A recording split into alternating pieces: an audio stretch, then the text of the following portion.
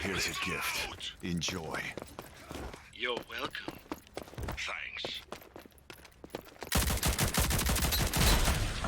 We're gonna get Behind the him cop up. car? Or? No, they're behind the wall, straight right Okay. there. This should help the hurt. Deploying utility. Need a boost. On the fountain.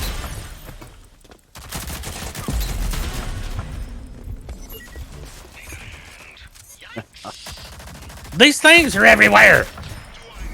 Saints coming up behind you on B. He's right there in the archway. Enjoy. Coming up. Enemies have been wiped out.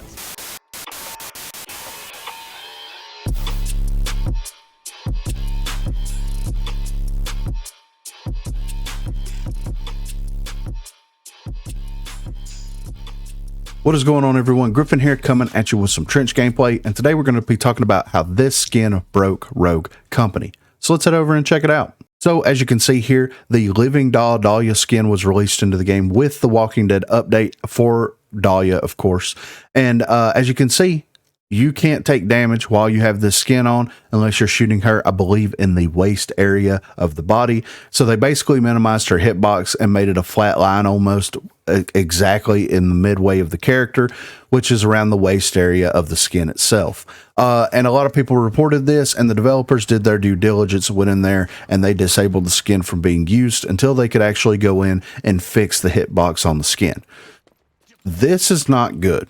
This is not good whatsoever, because you have a skin that you teased on Twitter even before the Walking Dead stuff was going on. You have a skin that everybody was very, very excited about because, oh, this is something different. This is something unique. It's something that is for Dahlia, even though she has a ton of skins already. This is going to be really cool. This is going to be fun. They release the update. People go in there. They spend Rogue Bucks. You have to purchase the skin with Rogue Bucks. They spend Rogue Bucks to get this skin, and then within hours, the skin was disabled and taken out of the game. And people are irate because they spent money to be able to use this skin, and they just can't use this skin whatsoever. And it makes sense, in my opinion. I understand why people are upset by this, and I would be upset by it too if I paid for this skin. Before I was even able to get off of work that day, the skin had been disabled in the game, and it was no longer available for purchase in the store. Now, it will be fixed. I mean, there is something that we can say about that. The skin will absolutely at some point be fixed. It has been quite a couple of days since the update came out at the time of recording this, and the skin's still not in the game, but I mean, this is something that people paid for. It obviously will get fixed at some point, but it's crazy that the developers released a skin like this in the game in a broken state. And the reason why that this made it past everybody is because the PTS is just non-existent, right? This all falls back on the fact that there's no way for people to go in and actively test everything that needs to be tested for the game specifically in the PTS in order to try to catch some of these things prior to release.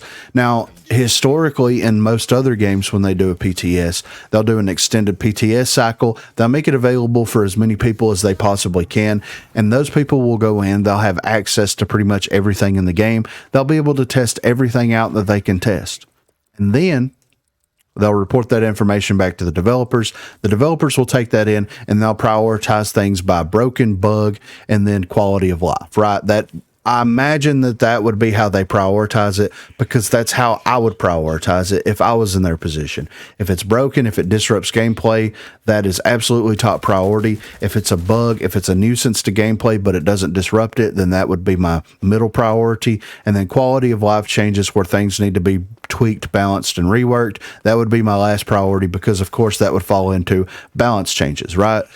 This wasn't tested in the PTS whatsoever because nobody had access to the skin in the PTS to be able to test the hitbox of the skin itself, right? And then also you have a very, very, very, very small amount of players that do have access to the PTS or have a way to get onto the PTS to test some of this stuff out, which means that you're basically relying on your QA department at First Watch Games to make sure that everything's on the up and up before it is released into the game. And it feels like that team is stretched a little bit thin, if it even exists whatsoever. So this, of course, made it through all of the checks and all of the balances, and it got released into the game in the broken state. And this is absolutely unacceptable, in my opinion. If you're going to be adding things into the game like this that could possibly be minimizing hitboxes and causing a massive disruption in gameplay, then it needs to be thoroughly tested, whether it be by an internal QA department, whether it be by a secondary QA department, such as some of the creators and things like that, or lastly, a mass QA department by releasing something in some way for more people to have access to the PTS and give everybody access to everything in the PTS so that they can go in there and they can actually test everything out and give proper feedback of.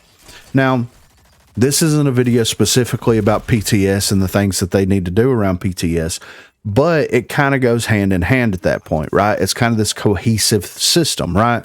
If you don't test it before it's released in a broken state. It makes your game unenjoyable. It makes people not want to play your game. It also makes people not want to spend money on your game, much like it does with this skin right here, because people do not want to spend money on something that they're not able to use. Something has to be done, right? So a suggestion that I would throw out there is, if you can't offer a PTS cycle for any of the consoles, right? I know that it's going to be very, very hard to get a PTS cycle on Sony consoles, and that's fine. It is what it is. But you could offer it to some of the other consoles, and it kind of be a perk for those consoles. It is what it is. Like, I don't want to get into that whole debate on what's better, but if you have the opportunity to offer it to some of the consoles, then hey, do it that way. That way, at least you somewhat maximize the amount of players that have exposure to it.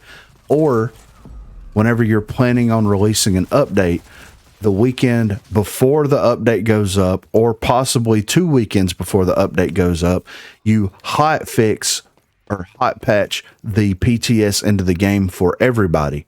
As it is, baseline, you have access to everything. It's just going to bring the new skins. It's just going to bring this, bring that into the game. And then let players basically test everything that way. Take it out.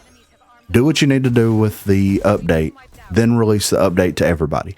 Like, I don't know a good solution around this, right? Because the majority of the players play on console. I know that it's hard to get it onto certain consoles to be able to do PTS, but there has to be some type of middle ground that is discovered, or they need to have a more aggressive QA team in-house to be able to find these bugs.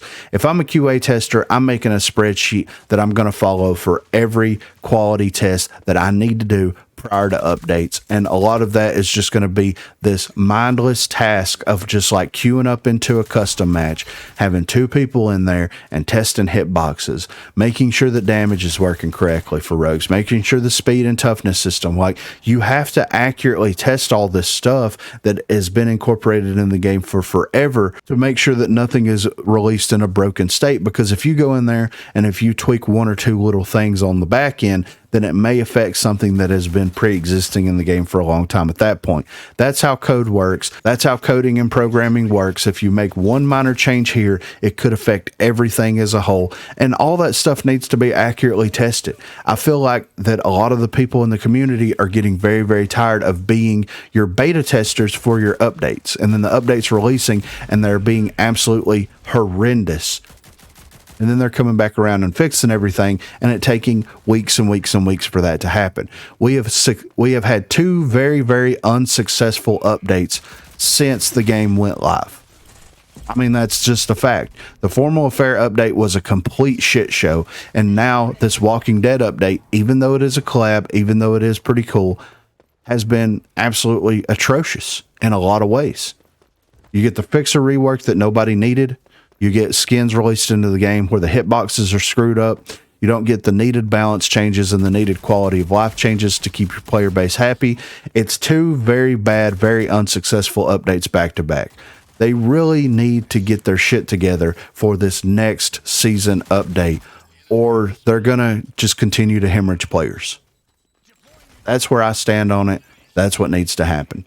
But be sure to let me know what you think in the comments down below. Do you think that this skin should be offered at a discounted rate when it comes back into the game because of the issue with the hitboxes? And do you think that the people that already purchased the skin should get some kind of of compensation for purchasing this skin and not being able to use it. Be sure to let me know what you think in the comments down below. Also, be sure to check that description for links to Facebook, Discord, and Twitter. Those are the places to contact me. If you haven't already, please be sure to like and subscribe to the channel. If you've already subscribed to the channel, then consider hitting that join button to become one of the 256 crew members. Also, there is a link in the description down below for the most current giveaway. So if you're interested in that, please be sure to hit that down below and sign up for that. Lastly, on Thursdays from 8 until 11 p.m. Central Time, Sunday from 10 a.m. until we get tired, we'll be streaming here on YouTube. So if you're interested and available, please feel free to stop by and say hello there. Thanks for watching, guys. Saint was on the right-hand side behind the wall, and Scorch was on the left-hand side behind the wall. I'm like, yeah, this is bad. Yeah, when you were like, I was like, he's behind the shield. I just saw a shield over there.